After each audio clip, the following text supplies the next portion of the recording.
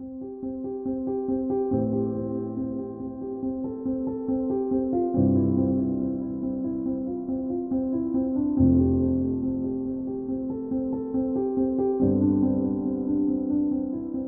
thank you very much for welcoming me. Excited to present this field to you today. It seems very relevant today, it is.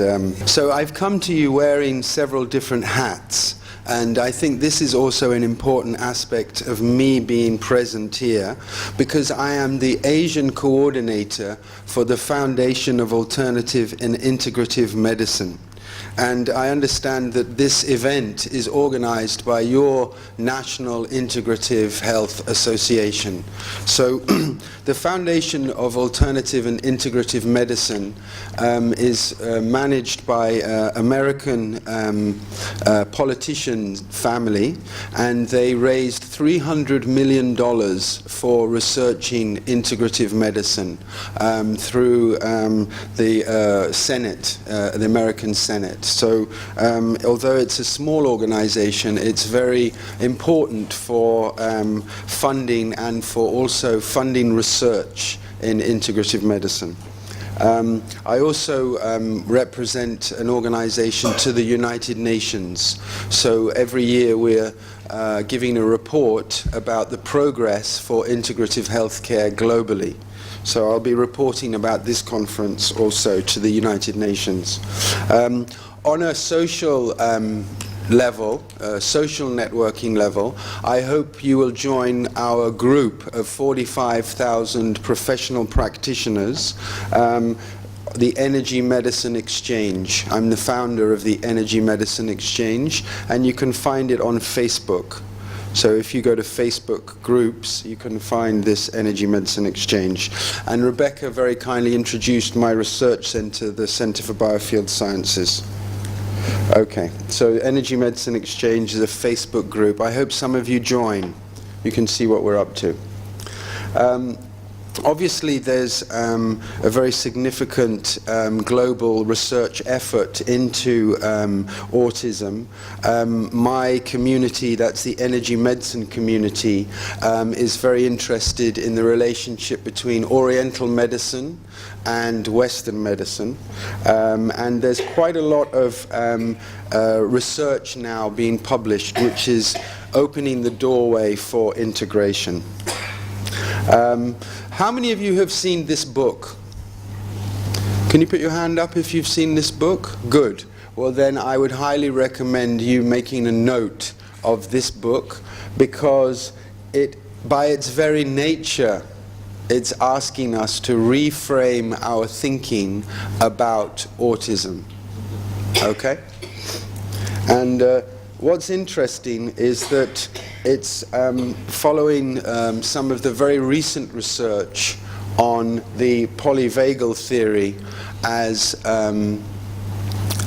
followed by a very exciting pioneer whose name is... Anyway, so I highly recommend these two books. So I'll go back for you. Reframe Your Thinking Around Autism. You can order it on Amazon, I think. It's an Australian parent, but also a scientist. And Stephen Porges' polyvagal theory. Okay. So I noticed this morning many of us were speaking about the impact of mercury, and that certainly has been covered and studied and is being studied currently. My field opens the study of autism outside of the brain. Certainly we've alluded this morning to the integrative approach, and as Rebecca said, I'm here to share with you some of the science which supports this out-of-the-brain thinking. Here we can see 4 photographs of an orange, and the normal photograph is in the top left, the normal CT scan on the bottom left, an MRI, And in the bottom right is a picture of the energy, the bioplasma, in the orange. So these are 4 different photographic processes, and each one gives us an insight into the orange. Modern medical devices like to peer inside the body, but this type of electrographic imaging allows us just to see the plasma. Now, I'm sure you're aware from school science, that there is solid, ice, liquid, water, gas, steam, and then plasma is the 4th state of matter. Yeah? It's the 4th state of matter. So this picture on the bottom right is looking at the plasma as opposed to the solid orange. Okay. So this plasma is also being emitted from the human body. And we understand it scientifically as the biofield. Okay? So is it possible, as we've all been speaking this morning, to use this aspect of the human being for predictive and preventative screening? Okay? Now, if I go back one slide, we see the orange.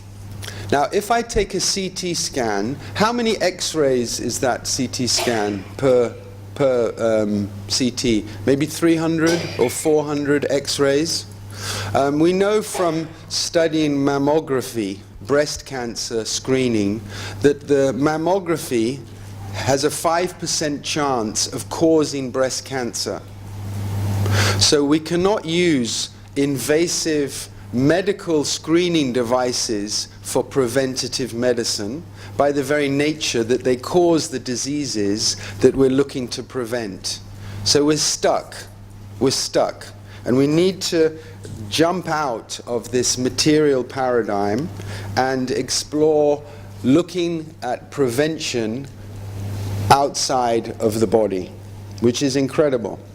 Now, I'll give you an example. We've just looked at the energy of an orange, but look what happens to this apple when I give it a microwave for 30 seconds. You can see the integrity, vital energy, is disturbed greatly just with 30 seconds in a microwave oven. In other words, modern lifestyle, modern living is detrimental to our natural biofield. This is important. Now, what is this biofield? What is it constituent of? What is it made of? Certainly we can compare it to the atmosphere around the planet, the human atmosphere. We can call it a human atmosphere. And there are many integrative scientists working to understand the relationship with the body and the features of the biofield, the anatomical features of the biofield. Now, because we're here in Asia, we're very familiar with acupuncture points. Yeah. Also Dantian. Also the other functions of acupuncture. But we know also from this, the arts, that there's a lot of historical knowledge about the biofield. And many times it's depicted in art. Even in the Vedic, Ayurvedic system, they have a good understanding of these features of the biofield. So if I jump now to the modern age, I'm able to image the biofield using simple technology. And what we're actually doing is measuring the emanations from the body and the relationship with a light source. So if you are aware of the anatomical features, this is what we call the third eye, brow chakra. This is called the throat chakra. This is the this one is the solar plexus. Okay? So it's interesting, when we study healing, all of the different complementary therapies like Reiki and pranic healing, we can see how they are working in the biofield. And there's a lot of material which supports the interpretation. So many different modalities support this interpretation. So I'll stop at this one here. You see here, this shows the emotional states that we can see around the field when we do interpretation of the biofield. Okay, so in terms of the science, I've mentioned that the body is emitting bioplasma, okay? But we're also aware that the body is emitting biophotons, okay? Biophotons, and when the healer is working, when a Reiki master is working, we can see in certain research the increase in biophotons. And if someone is, his health is compromised, these biophotons will leak out. So here, this is someone who is smoking cigarettes, and the finger is damaged by the chemicals and the nicotine. And so we can see here the biophotons are leaking out. Our technology is in 3D, so it's possible to see the meridians, what we call the meridians, whether they're normal or whether they're disturbed. So we can do this when a child is 1 day old. We can see whether they have a certain patterns. In 3D, problems show up very clearly. So this is a knee pain, but it's not identifiable by a clinical means. No diagnosis, medical diagnosis. The diagnosis is an energetic diagnosis. So what other technologies are there to support the science of biofield? Because up until recently, it was called woo-woo. Now we have an opportunity to show with advanced technology what is really the underlying anatomy of the body in the biofield. So this machine, which has been around for nearly 15 years, is able to reveal and show the acupuncture points in the visible spectrum. So it enables us to see which acupuncture points are blocked. And again, it's a non-invasive technology, so we can do on a 1-day-old child. One of the newest understandings about the biofield is we have a physical anatomy.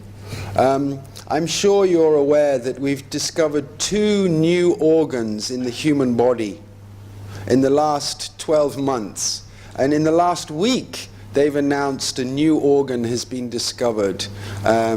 So we have the mesentery, we have the connective tissue, suddenly being accepted as 2 new organs.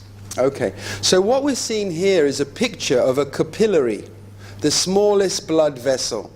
But without seeing for 100 years, we've missed this very small vessel inside. Yeah?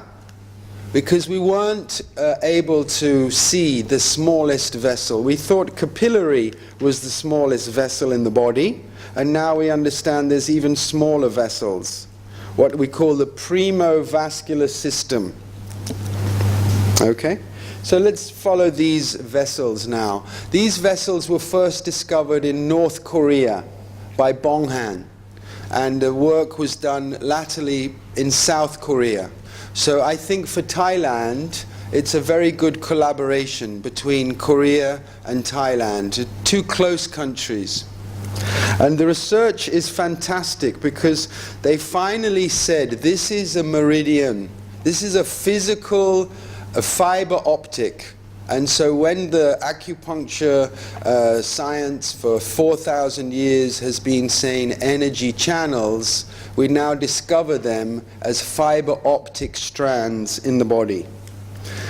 When we look at them under electron microscope, they're definitive channels.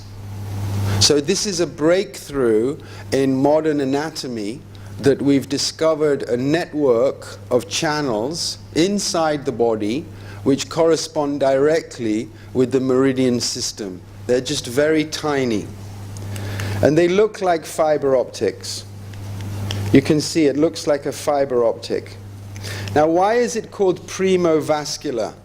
Because it develops first, before the cardiovascular system, before the any other system in the body is developing at the embryonic stage. Any vascularization, this develops first. In other words, as acupuncturists and oriental medicine practitioners have been saying, this is the hologram upon which the physical structure develops. And therefore, if we're looking at developmental health issues, we also need to understand the physical body in its entirety. In other words, for 100 years, we focused on material science. Now we have to focus on integrative science, which is both holistic and material. And then we understand. So for example, if I stimulate the vision point on the toe, right, the brain is illuminated. This is a functional MRI scan. So the control is by shining a light into the eye. So when I shine a light into the eye, the visual cortex is illuminated. But when I stimulate the vision point on the toe, the same area is illuminated. Now this means there's a very good connection in modern science with ancient acupuncture. But what is fascinating, really fascinating, is the speed. If I shine a light into the eye, it takes 1/4 of a second to illuminate the brain in the visual cortex.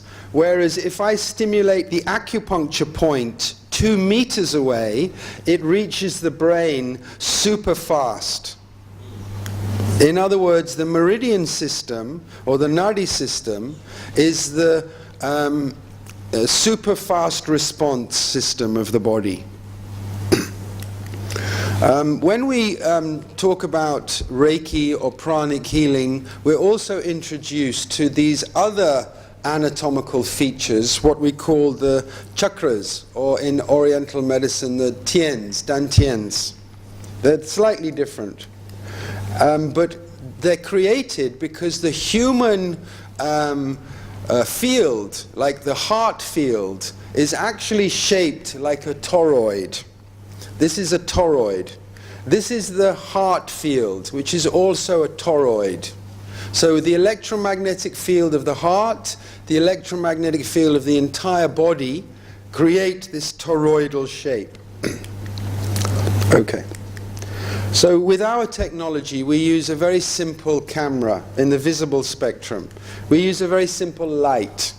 And we're able to now take a picture of somebody's biofield. And we can see whether they have health problems. We can see parents, if there's a commonality. So for example, this is a very nice picture of a healthy person. And we notice there has good symmetry and a very nice bright field. Some small issue is there. This is a mercury filling. If someone has a mercury filling in their teeth, it very much disturbs the biofield. And we know that mercury is one of the signposts for early detection or prevention of autism. We do a composite, so it's a live imaging technique. And interestingly, we learn some very simple things about people. For example, I'm sure many of you are aware of this concept called grounding. Grounding. most people who have chronic illness are not grounded. Means they're not standing enough time on the bare earth. And this is a very modern problem, because if I live on the 27th story and I get into my car in the car park and I drive my car with the rubber tires to my office, and then I go to the 17th story and all the time I'm wearing shoes with the rubber soles, there's no time when I'm grounded. And this lack of grounding is the first access to disease. Yeah? It's a fundamental thing. If you are grounded, you are less likely to get this disease. If you're not grounded, you will get this problem or some other problem. It's a fundamental issue. And we can see with the biofield if someone is grounded, because this is congestion. So he's not grounded. Too much time on the computer, too much time in a modern city. Yeah. So we have a special technique for taking these images, and we use our software to optimize this imaging. And very quickly we come to realize that we're able to make a totally different type of diagnosis. Okay?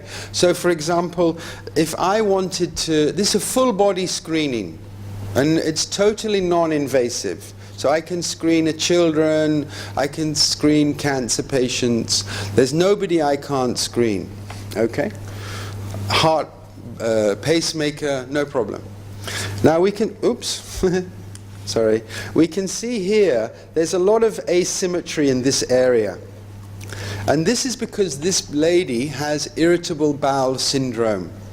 Irritable bowel syndrome means if this lady was to get pregnant, and also she has these mercury fillings, if she was to get pregnant, she may be more likely to have a child who is autistic. So maybe we can guide her how to improve her digestive problem, the dental issue, before she has a child in her family planning. It's a positive step. Now,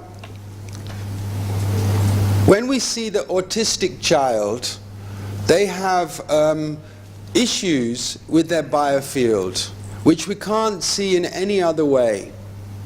And it's accumulation of congestion in the biofield, even from the parents.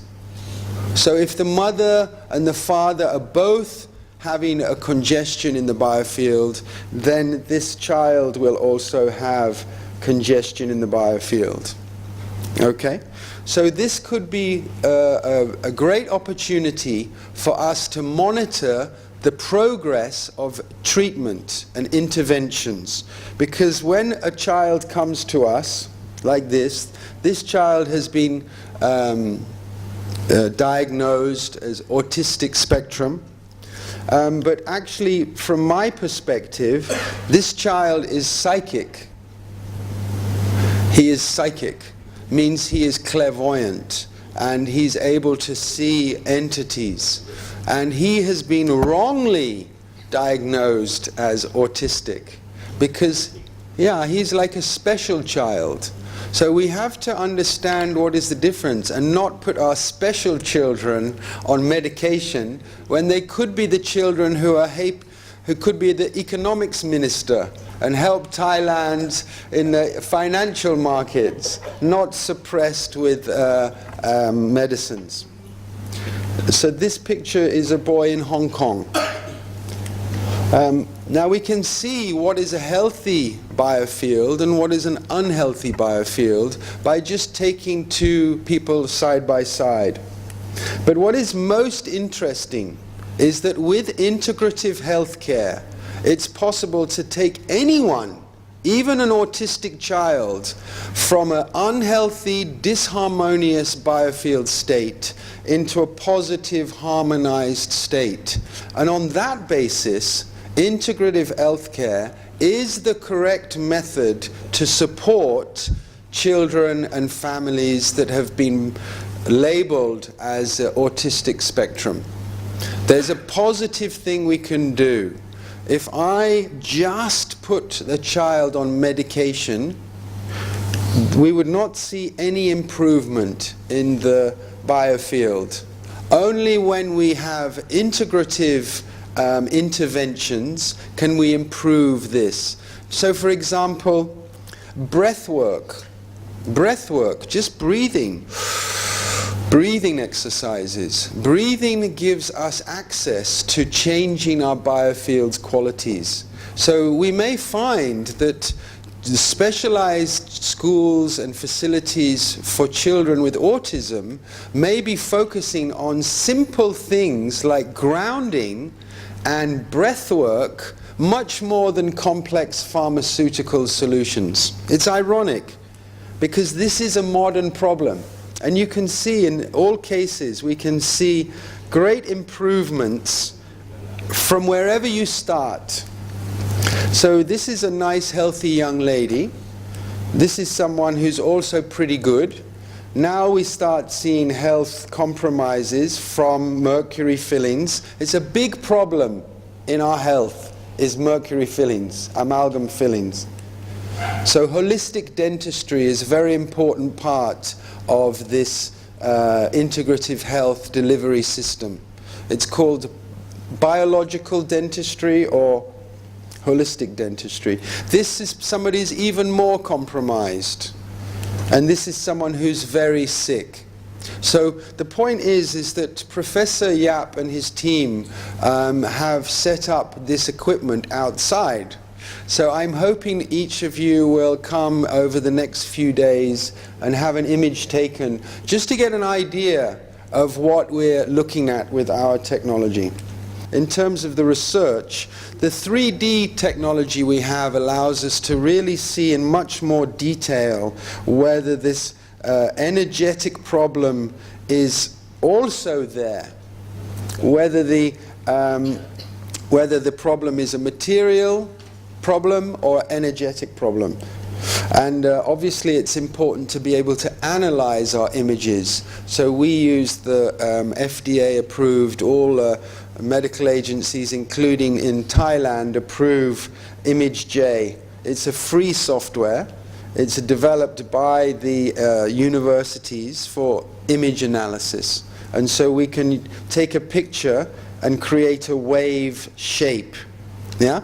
And so what I'm suggesting is that each disease has a wave shape. Yeah? And the disease or the spectrum we call autism will also have a wave shape. And so if I see that wave shape in two parents, we can already start taking preventative measures before they start having children, by maybe improving their diet. Things like Wi-Fi and mobile phone radiation are very significant in the current age. Who here has a mobile phone? Come on, you're not asleep. Who has a mobile phone? Everybody. In what way do you protect yourself? My phone. This is my phone. My phone is in my bag. It's not in my pocket. First thing. Second thing, my phone has a condom which protects me from the radiation, a shielding device. It also has a device which is harmonizing. Everybody in this room is harmonized their phone by my machine. So your phone is not going to damage me, your phone is not going to damage me. And this is $3 to make this piece of technology. So it's possible to shield the family and shield the home by using simple, modern, energetic technologies such as orgonite, or shungite is very popular now, is a carbon molecule.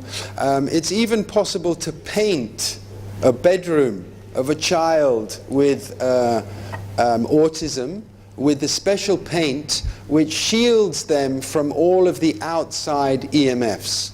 And when we do this, we see the quality of life improving enormously.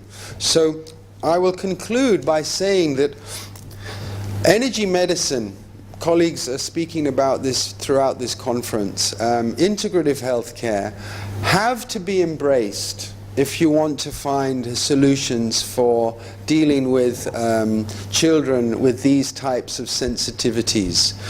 You will not find a solution in biochemistry because autism and these spectrum conditions have been caused by modern EMF lifestyles, and they're going to be solved by understanding their impact and dealing with them accordingly. There is one other aspect what modern medicine does not embrace, and that is the subject of entities. Okay? Now in Asia, we understand very well that there's something like black magic, and different non-visible life forms or entities are possible to disturb people. So have we even done any research to see if this type of strange world is involved in the children and families who are experiencing these kinds of sensitivities? Certainly the Biofield viewer allows us to see non-human life forms around the human body, and in the case of certain medications or psychiatric drugs, we actually damage the biofield and we allow these entities to come in. So if modern medicine is not aware of this other aspect of reality, then it can be like a bull in a china shop. And it's very important that we are not bulls in china shops in the modern clinical environment. Okay, so thank you very much for giving me some time to share these insights. I really appreciate such a nice full room of colleagues and peers from around the world. As I said, my institute, Biofield Science, is there in India, but my colleague, my team, also has a branch in Thailand. So I'd be very happy to liaise with you if you're interested, but my colleague and Mr. Yap, Professor Yap and his team are set up outside, and I hope that you'll have a look at our technology and potentially bring it back into your own research. Thank you.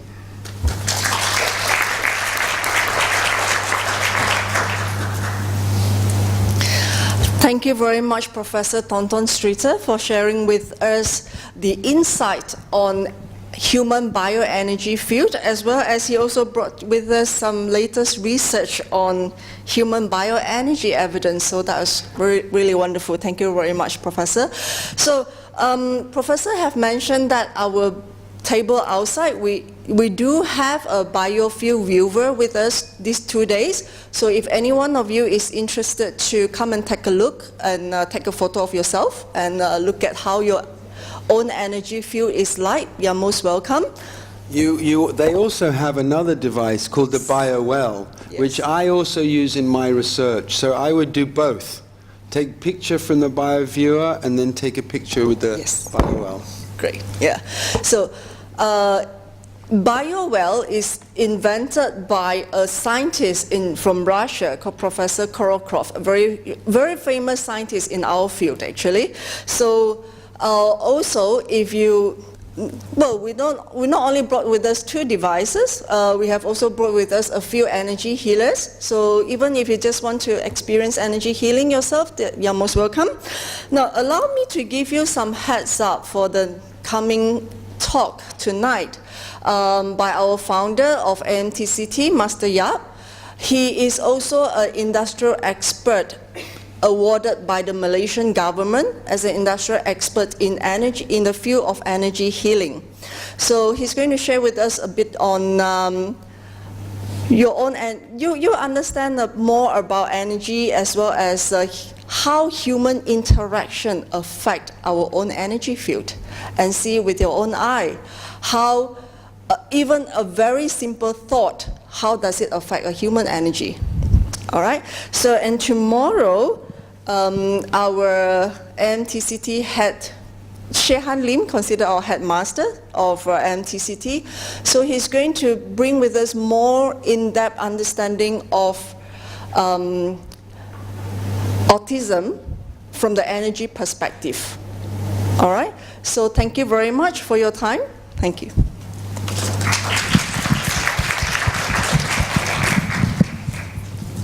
I think we should have time for one more question for Professor Thornton. Maybe Dr. Nepinit, do you have any comment? Anyone? I understand. Very good. Yeah. Even if there aren't any questions, I'll make one up. Sure. Okay. Go ahead. It really has been a pleasure to come and speak with you today because many of you are medical professionals and maybe you've not been exposed to this type of technology. So it is important for us to show the science, what allows you to trust investigations, and for 25 years we've been doing that fundamental research. But there still is a lot of hostility because when you've been educated medically, we're often taught that this vital aspect is not appropriate. Even within physics itself, there was, to make physics more simple, important aspects like the ether were removed from our simple equations, Maxwellian equations. So globally we're experiencing a reset and I appreciate your support in that. Thank you. Yes, please. Okay, Professor Thornton, please come back. I would like to invite your comment on what we can do in the future to harmonize between mainstream medicine and your energy field medicine. Wow. Okay, if you have shown and receive a lot of support, that, particularly from the U.S. Congress or something like that, Yeah. would it be possible for in the future that you would show evidence-based, sufficient evidence-based that it could be further integrated into mainstream medicine? Yeah. Well, I think that's a very important question. I think the situation is if I make an analogy, if I say the health minister is the sports minister, then what the situation is at the moment is we have cricket umpires refereeing football matches. We need football referees refereeing football matches, and we need cricket umpires umpiring cricket matches.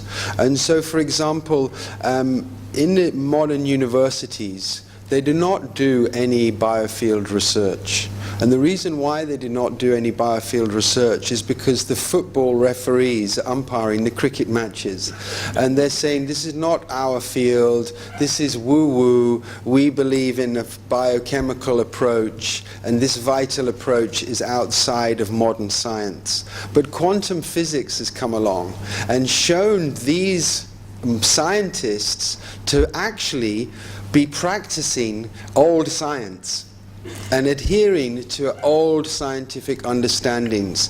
And so any intelligent scientist is going to always be upgrading. And this is why you are all here today, because every year we like to have upgradation. We come to conferences, we want to hear what is the latest finding, and even in Europe and America, it's an obligation for me as a clinician to keep training and further training. So certainly what I would say for a different country is that a group of you mentioned the parents got together and made a government influence. The same is required. It's a little bit of a pushback to the influence of pharmaceutical lobbyists who seem to project one world view.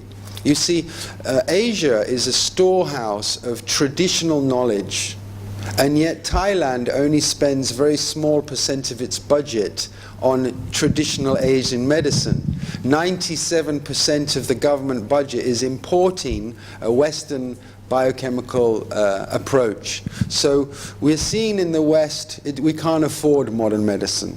So in Asia, where we have better solutions, this is where integration needs to be born. So I hope I've not been too long-winded, but that's certainly you're asking a very important question, and I would hope that maybe yourself can speak to the health minister and say integrative healthcare needs its own department, and we need to appoint... We already have the real department of Thai traditional medicine combined with alternative medicine.